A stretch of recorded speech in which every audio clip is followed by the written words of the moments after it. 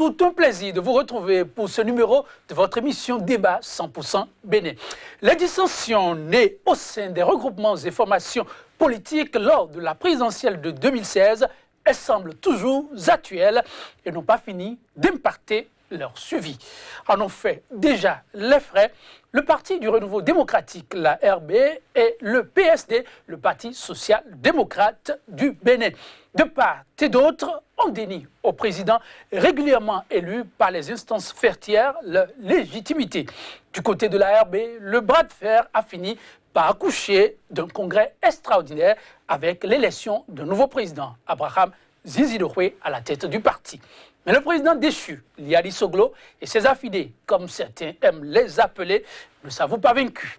Les armes à la main, la bataille judiciaire est désormais enclenchée et s'annonce des plus palpitantes, dit-on. Comme sur les traces de la RB, la voie judiciaire se révèle désormais des plus inévitables pour le Parti social-démocrate. Pour les deux formations politiques, la crise est consommée. Peut-être bientôt un troisième parti politique sur la sellette, pourquoi pas.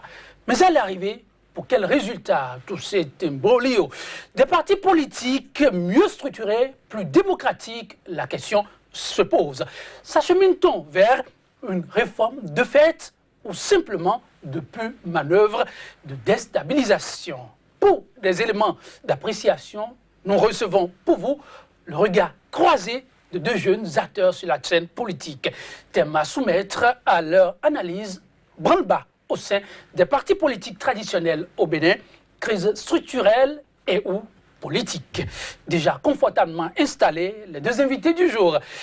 À ma gauche, Ilano Ville Sinodob Agli.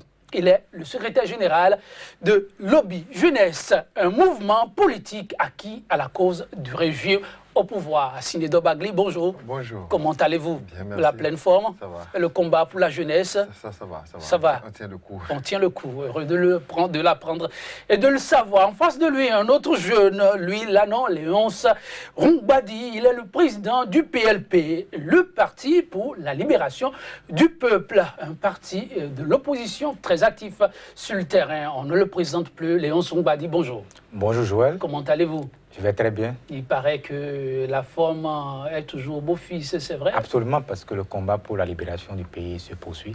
Est-ce qu'on n'exagère pas quand on parle de libération du peuple? On ne libère que ce qui est occupé. Mais tout est occupé depuis 14 mois et les Béninois le constatent. Donc tout ce qui se passe aujourd'hui, nous l'avions déjà prédit. Donc il ne faut pas lâcher l'affaire, comme on le dit. Il faut poursuivre le combat pour redresser notre pays, le remettre en confiance. En tout cas, un langage qui lui est propre. Mesdames, Messieurs, ce n'est pas encore l'instant débat. On se retrouve juste après ceci pour le plateau proprement dit. Je vous retrouve dans quelques instants.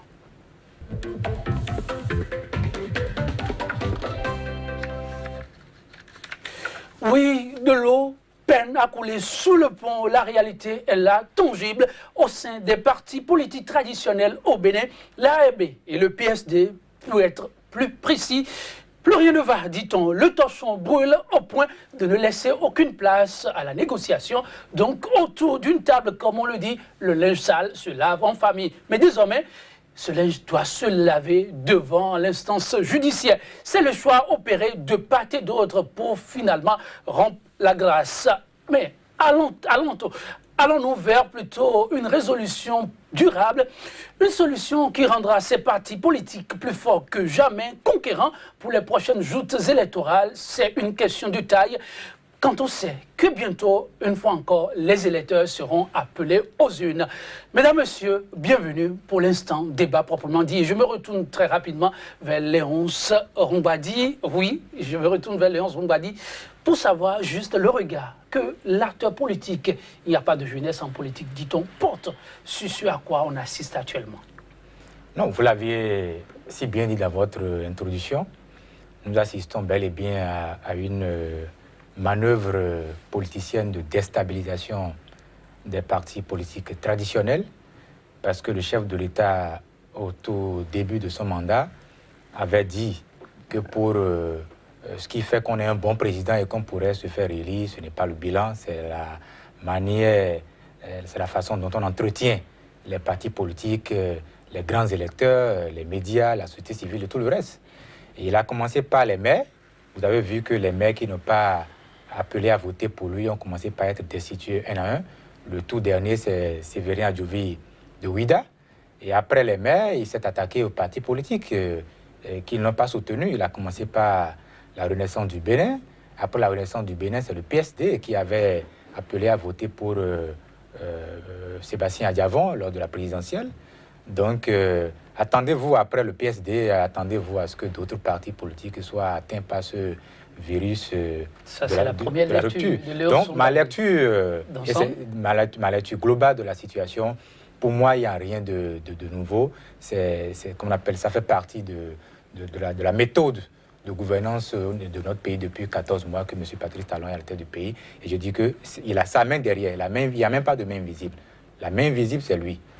Sénateur Bagli, quelle lecture vous faites de cette situation qui interpelle quand même la jeunesse béninoise? Oui, je voudrais, avant de partager ma lecture, faire remarquer que le chef de l'État qui convoit derrière tout, parce qu'on le voit surpuissant, a bel et bien, dans ce développement dont parle mon ami Léonce en parlant de l'entretien des grands électeurs, montré par rapport à ce développement qu'il était opportun de réformer le système partisan, qu'il était opportun de réviser la Constitution, qu'il était opportun de réduire le pouvoir du chef de l'État. Et c'est par rapport à ça qu'il a introduit une proposition de révision de la Constitution. Donc s'il était dans la logique de maintenir ce qui est fait par le passé, qu'il a décrié, il n'allait pas s'inscrire dans cette logique de réforme que un certain nombre d'acteurs politiques ont travaillé âprement à noyer. Pour revenir au débat du jour, je voudrais faire remarquer qu'en réalité, c'est trop facile de voir l'autre derrière ses incapacités, derrière ses échecs. Et pour moi, c'est des solutions de facilité que s'approprient des personnes qui n'ont pas fait les choses comme cela doit se faire. C'est quoi un parti politique? Un parti politique, c'est un regroupement d'individus autour d'un idéal qui a pour but de conquérir le pouvoir. Donc le regroupement se fait autour d'un idéal et non autour d'une personne. Lorsque vous vous regroupez autour des idées fausses, des idées fortes, ces idées-là traversent le temps, traversent les générations et vous permettent d'avoir une structuration claire. Mais lorsque vous vous retrouvez autour d'un individu, lorsque vous vous retrouvez autour d'une famille, autour d'un clan, autour du butin à partager, autour du pouvoir, il est bien évident que si ce qui vous réunit disparaît, vous allez disparaître. Alors que les idées fausses, les idéologies autour desquelles on doit construire un parti politique ne disparaissent pas aussi facilement parce que c'est des idées qui traversent des générations. Et c'est ça le véritable problème dont souffre notre pays. On a passé le temps au lendemain de la conférence nationale à monter des partis politiques autour des individus, à monter des clubs d'amis. C'est des clubs électoraux, des clubs d'amis, des regroupements d'amis, au point où aujourd'hui, lorsque vous allez dans les localités, lorsqu'on dit le PSD, il y a beaucoup de personnes qui ne connaissent pas le PSD. Mais quand vous dites le parti d'Amonsou Bruno, on connaît. Au point où toute la présidence d'Emmanuel Goro, la tête du PSD, n'a pas été une présidence où on lui a reconnu une personnalité. C'est nous, les intellos qui lisons les journaux, là, qui voyons véritablement Emmanuel Goro comme le président du PSD. C'est resté cloîtré dans la tête du peuple lambda que c'est le parti de Amonsou Bruno, c'est le parti de Daguerre. Ce qui se passe actuellement devrait arriver un jour. C'est inévitable, même si c'est une association de quartier et que c'est conçu autour d'un individu, lorsque l'individu disparaît, lorsque l'individu n'est plus là ou lorsque l'intérêt qui vous réunit n'est plus là, il est évident que ça peut se passer. Oui, ce discours est aussi celui de ceux qu'on appelle d'un côté des frondeurs et de l'autre des réformistes, qu'il est question de structurer désormais les partis politiques et d'éviter que ça se passe comme par le passé, comme des clubs d'amis. Est-ce que l'idée elle-même n'est pas quand même à saluer? Non, je suis tout à fait d'accord que les partis politiques traditionnels de notre pays ont montré leurs limites. Il faut qu'on se dise la vérité. Après 27 ans de pratique démocratique, on doit pouvoir faire le bilan. Les partis politiques traditionnels ont montré leurs limites. Il faut aller, qu'on appelle, à la réforme du système partisan, comme nous l'avons dit depuis le début. Mais réformer les partis politiques, ce n'est pas les détruire un à un de cette manière. Parce que chaque parti politique, c'est ce qui se passe aujourd'hui. Ce ne sont pas des réformes? Non, ce n'est pas des réformes. Parce que chaque parti a ses textes. Chaque parti est doté et régi par des textes. Donc, il faut respecter ces textes-là. Vous prenez le cas de la Renaissance du Bénin. Vous prenez le cas du PSD. Parce qu'au niveau de la Renaissance du Bénin, on a comme l'impression que nous avons une justice à deux vitesses. Parce que dans un premier temps, le dossier de la RB n'évolue pas tellement au niveau de la justice. Au niveau du PSD, c'est dans la même journée que la justice décide de surseoir au Congrès que le président Emmanuel Golo... Que tout ceci dépend du nombre de dossiers que le juge a sur sa table. Non, on est dans le Bénin, on se connaît très bien ici. Donc, je crois que si réformer les partis politiques, si c'est opéré de cette façon, je crois qu'on se trompe de cible. Parce que les Béninois, aujourd'hui, il y a un grand fossé entre les Béninois et les partis politiques, notamment les partis politiques traditionnels. Parce que, comme il a si bien dit, nos partis politiques au Bénin ne sont pas basés sur des valeurs, les valeurs républicaines, les principes, les symboles qui régissent notre République, qui ne sont pas basés sur cela. Donc, ça se limite seulement autour de quelques individus, autour des intérêts. Donc, l'intérêt général n'est pas défendu. Au point où les Béninois sont devenus des décors de la vie politique et non le cœur de la vie politique. Parce qu'en temps normal, les citoyens devraient être le cœur de la vie politique et non le décor. Donc, il faut y mettre un thème. Mais pour y mettre un thème, il faudrait qu'on puisse respecter les textes qui régissent ces partis politiques et qui régissent aussi la vie des partis politiques de façon générale au niveau de notre pays. Oui, le plaidoyer et en même temps reproche fait par ceux aujourd'hui destitués, c'est dire que les fondeurs ou réformistes lisent de travers les tests, de sorte à se rendre plutôt victimes. Or, ils sont à la base de ce qui se vit aujourd'hui comme drame au sein de ces partis. Vous, de votre position, avec une lecture plutôt objective, c'est vrai qu'avec l'acteur politique, c'est difficile de prôner l'objectivité, mais comment vous l'appréciez? De façon objective, je crois que ce qui a lieu de réformer, ce n'est pas les partis, c'est le système partisan lui-même. C'est comment les partis naissent. C'est qu'est-ce que les acteurs politiques se mettent ensemble pour créer un parti, entendent par parti. Lorsqu'on parle de la Renaissance du Bénin, qui est née pendant que le président Soglo était au pouvoir, et qui est née autour de la gestion du pouvoir du président Soglo, tout le monde a envie de participer à la gestion du pouvoir au lendemain de la Couronne nationale, où on n'a pas été membre du PFPB et tout le reste. Et c'est ça qui a amené beaucoup de cadres à venir à la Renaissance du Bénin. Une fois que le pouvoir a disparu, ceux qui sont restés, c'est ceux qui ont continué à pouvoir profiter peut-être de l'aura de la famille Soglo ou des acquis antérieurs de la Renaissance du Bénin de façon électorale pour pouvoir continuer à se faire réélire. C'est eux qui sont restés. Et aujourd'hui, ils estiment du moins qu'ils ne peuvent pas continuer. Parce qu'en fait, il y a deux lectures qu'il faut faire. Il y a la lecture de celui qui a décidé de rompre les amas et qui veut convaincre le bas peuple, qui dit le président ne respecte pas les tests. Mais l'autre lecture qu'il faut faire, c'est que l'acteur politique, n'étant pas dans son parti fondé autour d'une idéologie, est beaucoup plus à la quête du pouvoir. Et lorsqu'un pouvoir s'installe, et que hier on n'a pas participé à installer ce pouvoir-là, et qu'on veut aller nouer un copinage avec ce pouvoir, il faut trouver les moyens d'y aller. Et s'il y a des obstacles sur le chemin, on écarte les obstacles. C'est à ce moment-là que mes amis d'en face trouvent que c'est le président Patrice Talon qui est derrière. Et en fait, le président Patrice Talon n'est que, comme l'a dit le président Bruno Amoussou entre-temps, n'est qu'un spectateur de ce que chacun fait dans son parti politique. Parce que chacun court pour aller vers le marigot. Et lorsque les gens courent pour aller vers le marigot, tout ce qui est obstacle pour eux vers le marigot, pour aller vers le marigot, on l'écarte de son chemin. Ça ne fait pas dire que le marigot est responsable de ce qui se passe. Ce n'est pas le marigot qui attise la soif. Ça confirme, si tout le monde veut aller au marigot, comment on appelle donc ça veut dire que les soi-disant réformistes dont vous parlez, donc ils sont pressés d'aller à la rivière. Et c'est en cela que je parle de la réforme du système partisan. Il faut que les gens puissent savoir pourquoi on va à un parti politique et comment ça fonctionne au sein d'un parti politique. Parce que l'autre chose, c'est quoi? Lorsque vous avez des partis politiques où on dit c'est le parti de tel, ou à une élection, c'est celui-là qui sort toute la caillotte, qui conduit les élections. C'est lui qui a plein pouvoir, c'est lui qui décide de tout. C'est normal qu'il vous conduise vers ce qu'il veut. Et c'est normal qu'à un moment donné, que tout esclave puisse chercher à s'émanciper, puisse chercher à sortir de son esclavage. En fait, c'est ça ce qui se passe au niveau des partis politiques. Aujourd'hui, on a soif de liberté, on a soif d'expression, on a soif de débats contradictoires au sein des partis politiques. Et c'est ça qui manque dans nos partis politiques traditionnels. C'est ça qui manque. La pègre, à ce qu'il paraît, quand on prend le cas de la RB, c'est plutôt lié à les Soglo, on dit définitivement exclu, mais par contre, aussi bien la présidente fondatrice que le président d'honneur, qu'on les maintient comme personnalité morale pour montrer la bonne foi des réformistes. Et tout ceci ne vous rassure pas qu'il faut espérer un lendemain meilleur? Le paradoxe est là, parce que est-ce que Soglo, le président Nicéphore Soglo et Mme Roselyne Vieira Soglo, est-ce qu'ils avaient participé au congrès d'Abomey? Non, ils n'étaient pas. Donc, par quelle alchimie on les désigne, on les maintient, c'est pas à ces postes-là au niveau de... Non, je crois qu'il y a plus sérieux que ça. Il a dit indirectement, et moi, c'est cette vision que moi-même j'avais de la situation. Je continue de le dire, si vous prenez le cas de la renaissance du Bénin et du PSD, vous avez la main du pouvoir derrière. Parce que, au niveau de la RB, les Adissoglo ne soutient pas le régime en place. Au niveau du PSD, Emmanuel Golou n'a pas soutenu Patrice Talon.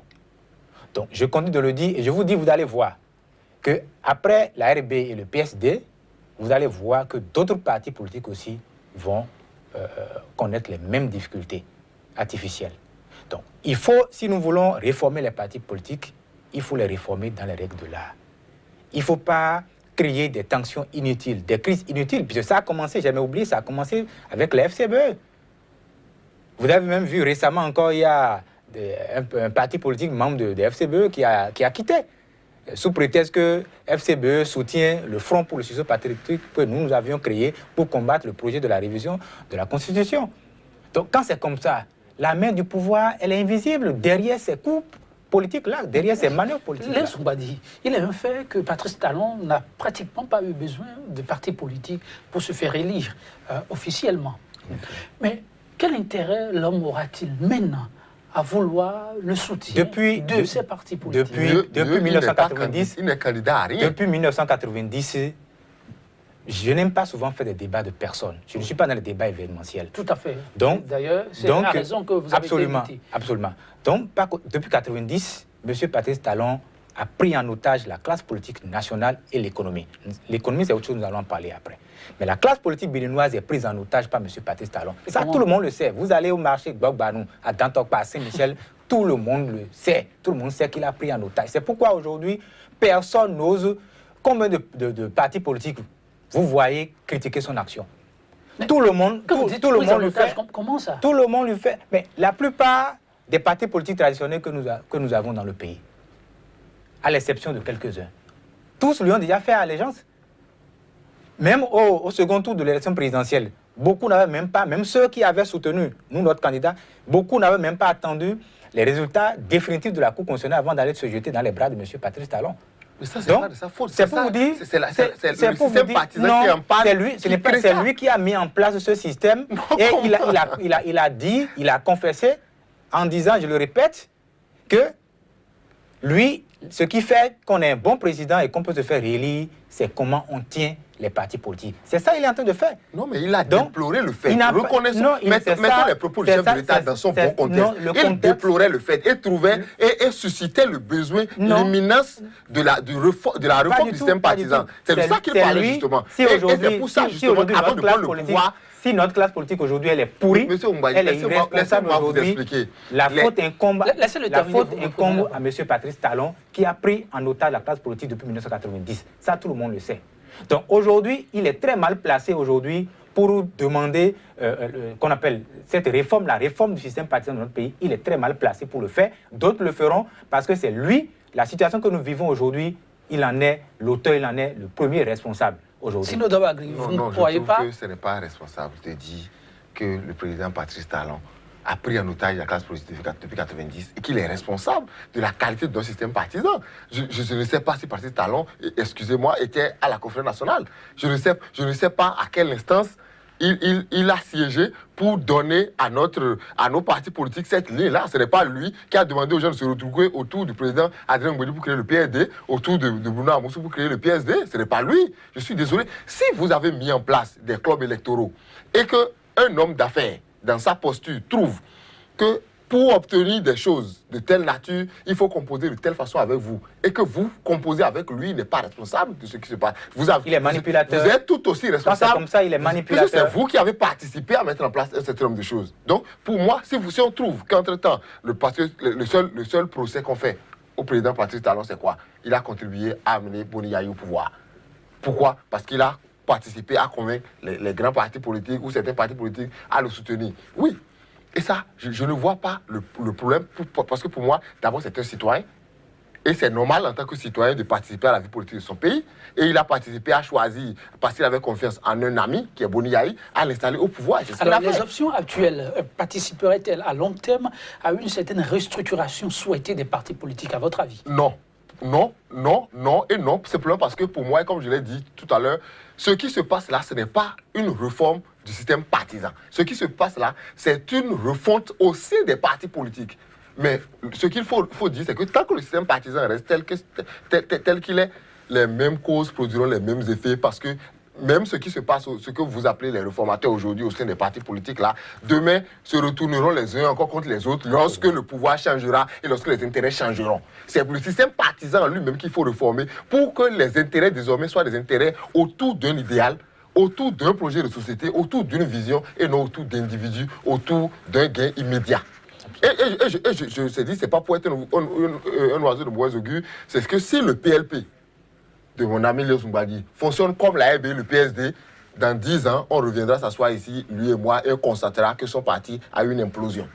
Mais s'il prend exemple sur ça déjà, et qu'il fonde sa ligne autour d'un idéal, autour d'idées forces, pour dire, voici là où nous voulons aller.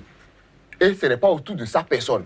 Ce n'est pas, on ne dit pas le PLP de Léon Soumbadi. Parce que ça c'est des propos qu'il faut qu'on évite. On ne dit jamais le Parti socialiste français de quelqu'un, de Mitterrand ou de non. On ne dit jamais la force ouvrière de quelqu'un, non. Alors, je vais vous poser cette question que je voudrais poser à Léonce, mais je reviens là-dessus.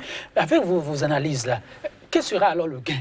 Si tant est que, à cette allure, on risque d'assister au même phénomène à long terme, quel pourrait être le gain de la bataille qui se mène actuellement? Bataille finalement devenue une bataille judiciaire. Le gain, pour moi, fondamentalement, et qui fait que nous, au niveau de l'Obis Jeunesse, nous trouvons que ça vient à point nommé, c'est que ça fait prendre conscience à l'ensemble de la classe politique que le système partisan que nous avons n'est que du chiffon.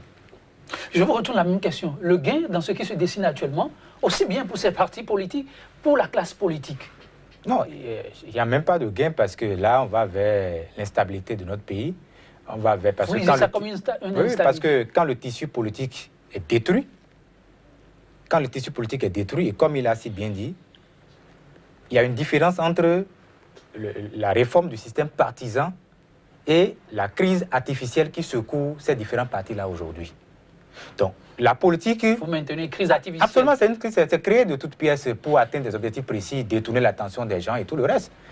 Parce que faire la politique dans notre pays ne peut plus être une affaire de gageur, ne peut plus être un business. Jusque-là, aujourd'hui, les partis traditionnels que nous avons, la politique, c'est comme un business.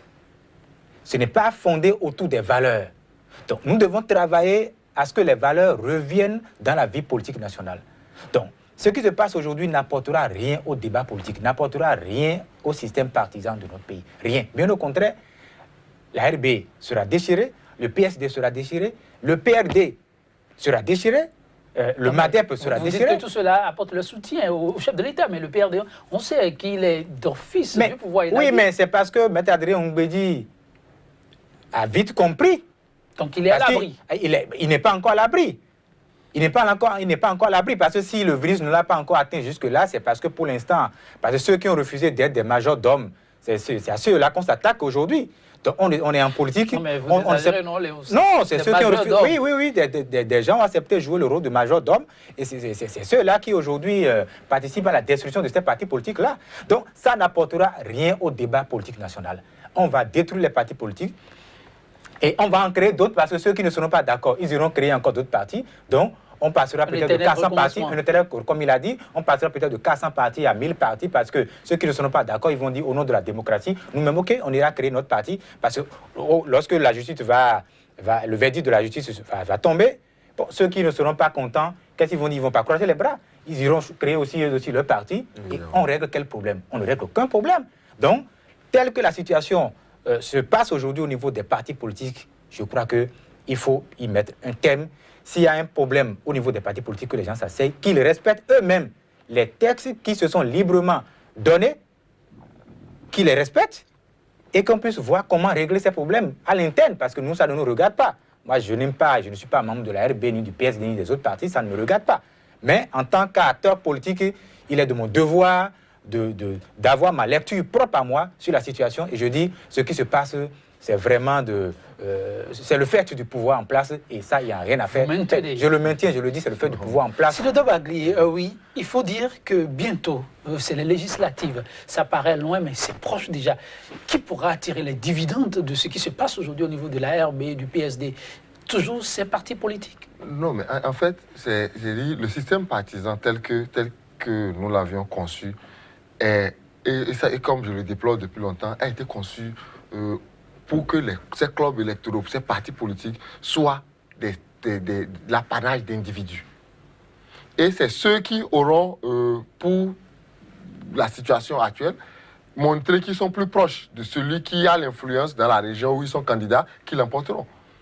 C'est que si la population, dans la 23e circonscription électorale, reste plus collée, par exemple, au président Nicéphore Soglo qu'aux acteurs du terrain aujourd'hui, c'est que ceux qui resteront collés au président Nicéphore Soglo l'emporteront. Et c'est ça, ça avec le PSD. Et puis l'histoire a démontré depuis 1990 que tous ceux qui ont quitté le PRD, qui étaient députés, qui ont quitté le PRD, ils ne sont jamais arrivés à se faire réélire députés. PRD, par exemple. Tous ceux qui ont quitté la RB, dans les conditions que vous savez, jusqu'à aujourd'hui, aucun d'entre eux n'a pu se faire même réélire député ou même simple conseiller dans leur localité. Donc, les partis politiques traditionnels, comme il a dit, vous allez dans nos régions, on ne voit pas le logo, on ne voit pas qu'on appelle le président en exercice, on voit celui qui l'a créé. On dit, bon, c'est le parti de Soglo, c'est le parti de Bruno Amoussou. C'est ça que les gens voient aujourd'hui. Il faut qu'on travaille ensemble pour y mettre un thème. Sinon, on va crier, on va détruire les partis, on va tuer un parti, 10 autres partis vont être créés et on ne va pas en finir avec la situation. Si les données sont telles que vous les évoquez, cela signifie que le travail à faire, ce n'est pas forcément d'abord le système partisan, mais d'abord l'éducation de la masse. Oui, il y a l'éducation de la masse, mais le système partisan, c'est très important parce que si nous n'avons pas l'éducation de la masse, c'est une composante du système partisan. Parce que c'est le modèle autour duquel nous avons décidé d'installer les partis politiques qui orientent le peuple. Si au départ, en 90, lorsqu'on a dit multipartisme intégral, si on n'avait pas ajouté le intégral que nous avions compris au premier degré, si on avait dit juste multipartisme et que les partis vont se mettre ensemble, vont se constituer autour d'idéologies et qu'on définit les idéologies par rapport à notre système économique. Parce que l'autre chose, il ne s'agit pas d'aller copier les blancs, trait pour trait. Il ne s'agit pas de copier un peuple qui est déjà rassasié, qui a la possibilité d'avoir un parti d'insoumis, et de venir l'implanter dans un pays où on court d'abord vers le pain quotidien. Il faut mettre en place des idéologies qui nous permettent, parce qu'il faut que la Constitution qui met en place... L'idéal d'insoumis ne peut pas se retrouver au Bénin? Oui, si on passe le temps à ne pas être soumis et qu'on ne construit pas une économie, on aura fait. C'est pas que les autres sont déjà rassasiés, ils ont déjà le minimum, qu'ils ont le temps de pouvoir s'insurger. Il faut construire une économie. Il faut que les partis politiques puissent travailler à mettre en place des projets de société. Pour qu'on puisse dire, lorsqu'on parle du PSD, qu'on dit que c'est des sociodémocrates, qu'on puisse savoir que le sociodémocrate pense que le système sanitaire du Bénin doit être tel, pense que le système de sécurité doit être tel. Et lorsque je décide d'aller voter pour un social-démocrate, c'est parce que je veux et j'adhère à sa vision de ce qu'il dit par rapport au système de sécurité, au système de santé, au système de l'éducation. Et lorsque le libéral de l'autre côté dit que pour lui, il faut privatiser tout son chemin, il faut libéraliser tout son chemin, j'y adhère lorsque je veux. Parce qu'en fait, aujourd'hui, c'est quoi? Tu paraît que c'est ce qui se passe actuellement. Non, il faut un crochet là. Non, oui. Même pour le crochet, on peut le faire pour dire aux gens, c'est parce que le système partisan est comme ça que les gens ont voté. Le système partisan qui participe à embellir et à maintenir cette façon de faire. Oui, parce qu'en fait, nous avons un bon système partisan. Le type de gouvernance qui a fait que les gens ont voté pour Patrice Talon, sans savoir que c'est un libéral. Le système partisan existait, mais pourtant, il n'y avait pas eu ces liquidations. Nous avons un mauvais système partisan. Ce n'est pas un mauvais système partisan que nous avons permis de délire des gens. Les Béninois se sont trompés alors? Ils ne savaient pas que non, les Béninois ne se sont pas trompés. Les Béninois ne se sont pas trompés. On a un système partisan qui permet à des individus qui ne sont pas membres d'un parti politique de venir au pouvoir. Dans un pays qui se respecte, il faut avoir milité un parti politique pour venir au pouvoir. Et c'est pour ça que le système partisan doit organiser tout ça. Pour que lorsque l'individu vient au pouvoir, on sait ce qu'on attend de lui. Lorsque vous avez élu quelqu'un comme Macron à la tête de la France aujourd'hui, tout le monde sait qu'on n'attend pas d'un banquier, d'un financier, bien qu'il soit centriste, mais un centriste beaucoup plus porté vers le libéral, on n'attend pas de lui qu'il ait des comportements d'extrême gauche. On n'attend pas de lui qu'il ait des réformes de communistes. On sait ce qu'on attend de lui lorsqu'on l'a élu. Mais aujourd'hui, lorsqu'on lisait Patrice Talon, c'était quoi les slogans? C'était quoi la mentalité de la population? On le lit à bon nom. On le lit l'homme. C'est ça ce qu'on a entendu au cours de la campagne. Oui, pour nos téléspectateurs, c'est quoi? Oui, Abono, c'est celui qui a la capacité. Il est suffisamment fort pour tout affronter, pour tout vaincre. Et c'est un compétiteur. Et il a prouvé. En quoi il a prouvé? Contre un système qui l'appelle tout en loi, il a réussi à prendre le pouvoir. Il n'a pas été l'héritier d'un système. Il est venu au pouvoir, il a conquis le pouvoir. On sait les conditions dans lesquelles il a conquis le pouvoir. Quelles que soient les conditions, il a conquis ou il n'a pas conquis. Le compétiteur, c'est celui qui a réussi à conquérir, il a conquis le pouvoir. Et par rapport à ça, je voudrais faire remarquer qu'en parlant du système partisan, on aurait pu, si on avait un système partisan normal, savoir que lorsqu'on lisait Patrice Talon, on lisait un libéral. On ne lisait pas un socialiste. C'était là le mauvais pas. Non, c'était pas. C'est là le mauvais pas pour ceux qui le critiquent. Parce que nous, en le choisissant, nous l'avons choisi parce que nous savons qu'il est libéral. Et nous l'avons choisi parce que nous voulons des réformes libérales. Donc vous soutenez aujourd'hui les 50 000 Béninois, les 50 000 jeunes Béninois qui sont aujourd'hui renvoyés au chômage. Vous soutenez? Ça, c'est un autre débat. Et en quoi c'est un autre? Non, faisons le débat. Je serais heureux d'être invité sur ce plateau. Je serais heureux d'être invité sur ce plateau avec M. Léon. Vous le saviez déjà. Pour faire ce débat-là. On le fera. Mais Léon Sorongwadi, avec les développements que vous faites, il urge alors d'aller au système partisan. Mais c'est inévitable. Voyez-vous ceci possible avec l'actuelle classe politique? Je dis, c'est inévitable d'aller à cette réforme-là. Est-ce qu'on pourra y arriver? On doit pouvoir se mettre ensemble. Mais le problème, celui qui est à la tête du pays aujourd'hui, c'est l'acteur numéro 1 du film. Mais il a demandé. Donc, il a demandé, mais il est très mal placé parce que c'est lui qui a toujours utilisé cette classe politique-là depuis des années. Donc, vous ne croyez pas en ces paroles? Je vous dis, tout comme nous avions dit qu'il est mal placé pour toucher à une seule virgule de notre Constitution, nous disons que par rapport à cette réforme qui concerne la vie des partis politiques, il est très mal placé pour le faire. Vous avez peur de quoi? Parce qu'il le fera toujours, tout ce qu'il fait, il le taille toujours à sa mesure. À sa mesure. Donc, il fera toujours ce qui va l'arranger. Donc, nous disons que ça se fera, c'est inévitable. Sinon, on pourra, le développement de notre pays, tant que nous n'allons pas régler la question des partis politiques, quelle que soit la bonne volonté de celui qui viendra après, il ne pourra pas faire grand-chose. Mais vous dites parce que sans lui, parce que le système qui est en place, ça encourage beaucoup de monde qui savent notre pays. Pour ce qui lui reste en termes d'années de gouvernance, les 3 ans et plus qui restent, il va falloir faire avec les partis politiques tels on les connaît depuis toujours. Oui, il faut faire avec. Il faut faire avec, il faut respecter, en entendant de toucher... Le risque d'une implosion n'est-il pas là? Mais bien au contraire, ce qui se passe aujourd'hui risque même de mettre notre pays dans une situation d'instabilité, comme je l'ai dit tout à l'heure, parce que aller de destruction en destruction, détruire les partis politiques, qu'on appelle chasser les maires légalement élus dans les conditions que vous savez, ça met en mal la démocratie et l'état de droit dans le pays. Ça met en mal la paix, la cohésion sociale et l'unité nationale. Donc c'est ça qui est problématique. C'est ça qu'il faut régler d'abord. Maintenant, pour ce qui concerne les partis politiques, il faudrait qu'ensemble, nous puissions trouver la solution. Il y a des textes, on n'a même pas encore besoin de toucher à notre Constitution avant de les régler, en attendant. Mais si nous devons toucher à la Constitution pour trouver une solution définitive à la crise qui secoue les partis politiques de façon générale, M. Patrice Talon est très mal placé pour le faire. Et dès que le débat, parce qu'il a dit qu'il trouvera le mécanisme, le moyen pour revenir, il revient, il nous verra encore sur son chemin. C'est ça la faiblesse de notre pays. La faiblesse du Bénin, un problème. Oui. Où nous voulons attaquer des individus. Si nous nous accordons sur le fait que le système partisan vous avez précisé tout à l'heure que l'individu compte très peu pour lui. Mais non, si l'individu compte très peu, pourquoi il trouve que c'est avec le président Patrice Talon? C'est quoi votre regard? Mon regard, c'est qu'il faut qu'aujourd'hui, la classe politique auquel nous appartenons tous, M. Léon Sorongwadi et moi, profite de l'opportunité que représente le président Patrice Talon. C'est une opportunité. C'est une opportunité à partir du moment où l'homme dit « je ne suis pas prêt à revenir ». Premièrement. Mais après, il a dit qu'il avisera.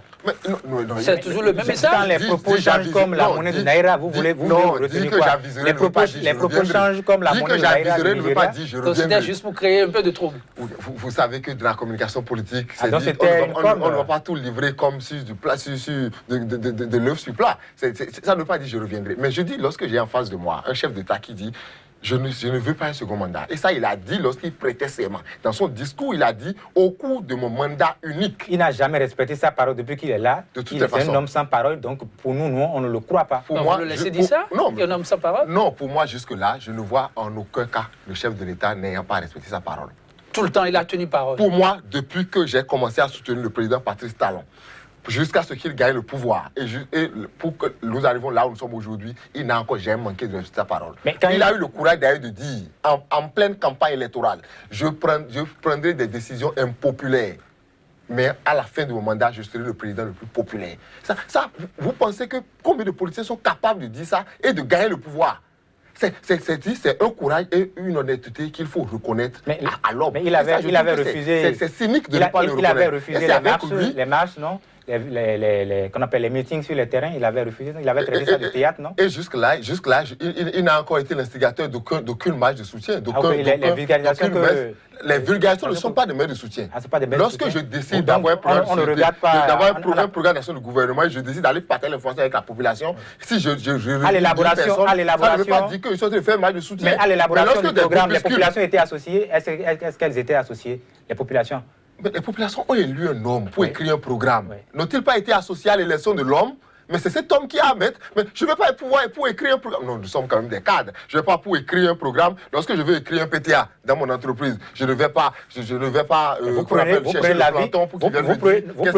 Vous tenez compte de l'avis de votre personnel. Non, mais c'est quoi le programme d'action du gouvernement? C'est la vision du chef de l'État. On revient. Et la vision du chef de l'État, ce n'est pas le peuple, ce n'est pas le bas peuple. Rassurez-vous, chers invités, la vision du chef de l'État, on y reviendra. Et il fait son On y reviendra. Mais c'est notable à Gli. Aujourd'hui, le contexte politique actuel vous rassure-t-il de ce que, dans pas très longtemps, tout au moins avant les législatives, on pourra voir les acteurs politiques s'asseoir et définir ce qu'il faut mettre désormais dans le système partisan béninois pour éviter ces genres de planchers. Je suis sûr qu'ils ne le feront pas. Ils ne le feront pas parce que ça ne les arrange pas. Ils n'ont pas ce courage politique-là. Mais aujourd'hui, 59 acteurs politiques pour les 83 que nous avons à l'Assemblée, il paraît même plus. Je dis qu'ils n'ont pas ce courage politique. Bien qu'étant avec le chef qui fait réformer quelque chose... le système partisan, c'est renoncer à tout le clientélisme dont ils sont l'objet eux-mêmes quand ils vont à l'Assemblée nationale. Bon, ils n'épousent non plus la vision du chef. Ils sont la soixantaine. S'ils épousaient la vision du chef, ils n'allaient pas aller dans le sens de M. Lozoumbadi en rejetant la vision de la Constitution. Ils avaient une occasion en or, de sauver le Bénin. Ils avaient une occasion en or de sauver le Bénin et ils ont renoncé à cette occasion. La seule solution, en 2019, il nous faut un dégagisme. En 2018, il faut les tuer dans les urnes. Tuer qui dans les urnes? Tuer les partis politiques, qu'on appelle les acteurs politiques qui sont en train de mettre en mal notre démocratie. Il faut les tuer dans les urnes. Parce que, quels que soient les tests que nous allons prendre aujourd'hui, comme il a dit, ils trouveront toujours les mécanismes pour trouver leur compte. Donc, il revient... Non, mais si on les tue dans les urnes, et que c'est pour les remplacer par des gens de la trempe de M. Léon Zoumbadi qui refusent l'opportunité de la réforme du système partisan, qui refusent l'opportunité de la Constitution. Je crois qu'on est en train de régler le mal par le pire. Personne ne refuse la réforme du système partisan ni de la réforme constitutionnelle. Pourquoi vous avez... Mais nous disons, tel que c'est présenté, et que celui qui le présente là, il n'est pas bien placé pour le faire, et le contexte aussi n'est pas adapté pour le faire. Donc personne n'est en urgence, c'est travailler la masse populaire pour que ces acteurs politiques ne reviennent. Vous avez vu, ça s'est passé en France récemment, aux législatives. Mais ça a été un ras-le-bas. Oui, absolument. Donc, il nous faut ce dégagement-là dans notre pays pour nettoyer. Il faut notre classe politique. Nous travaillons sérieusement là-dessus. Il faut nettoyer notre classe politique. Elle est pourrie, totalement pourrie et irresponsable. Donc, il faut la nettoyer. La nettoyer, c'est dans les urnes. C'est la seule opportunité que nous avons en entendant de trouver une solution par rapport au système partisan. Je ne dirais pas.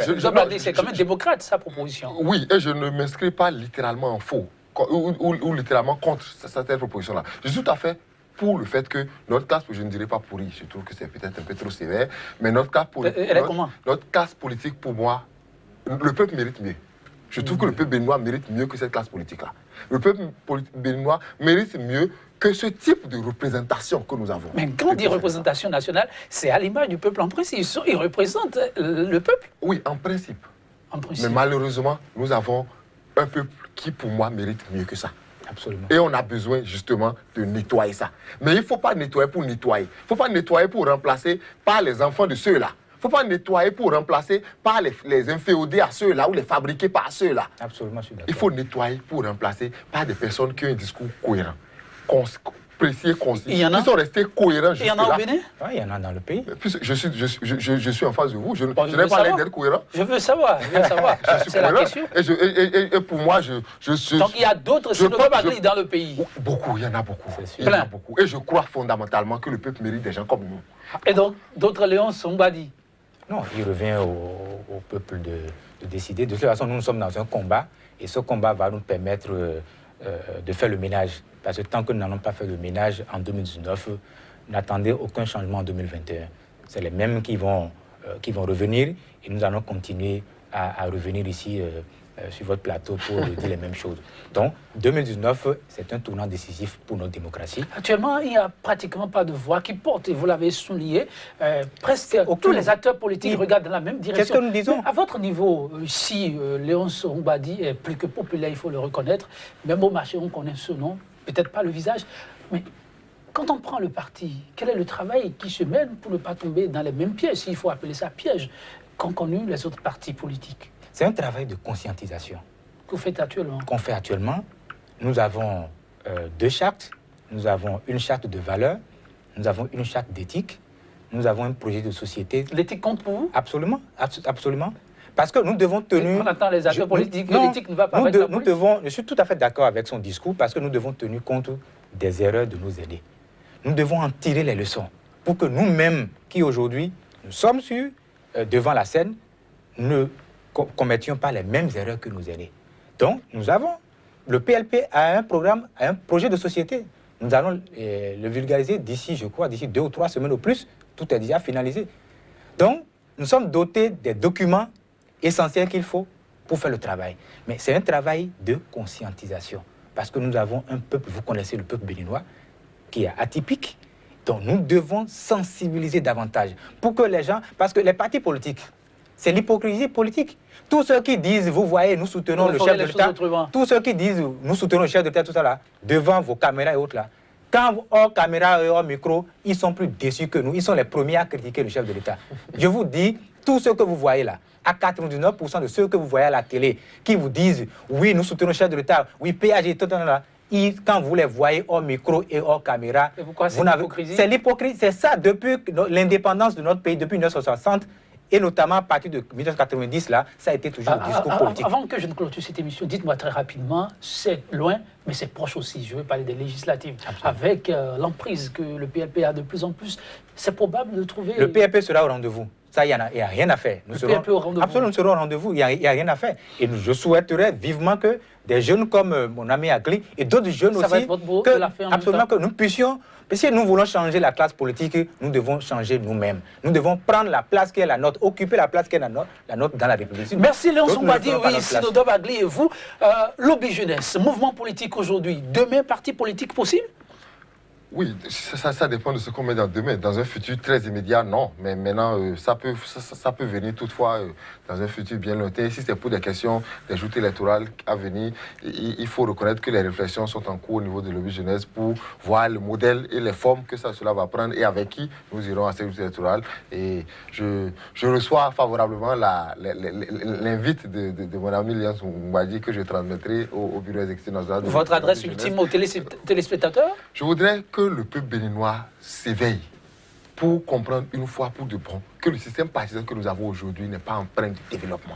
Et qu'il faut faire tout ce qui est en notre pouvoir pour battre en brèche ce système partisan et le réformer coûte que coûte. Parce que tant qu'on ne l'aura pas réformé, aucune autre réforme qui passera par la main des politiques ne connaîtra un aboutissement. Merci à vous, Sinodo Bagli, Léonce Oumbadi. Merci pour votre disponibilité. Mesdames, Messieurs, merci également à vous pour votre attention, combien soutenu 100% Bénin. Le numéro du jour, nous y mettons un thème. Ce sera sur cette citation du grand écrivain Édouard Alex, je cite, « Si du haut du ciel, Dieu ne regardait que les hommes politiques, il oublierait volontiers le don qu'il a fait aux hommes de cœur. » Mesdames, Messieurs, tout un plaisir d'avoir été des nôtres. À très bientôt. Merci.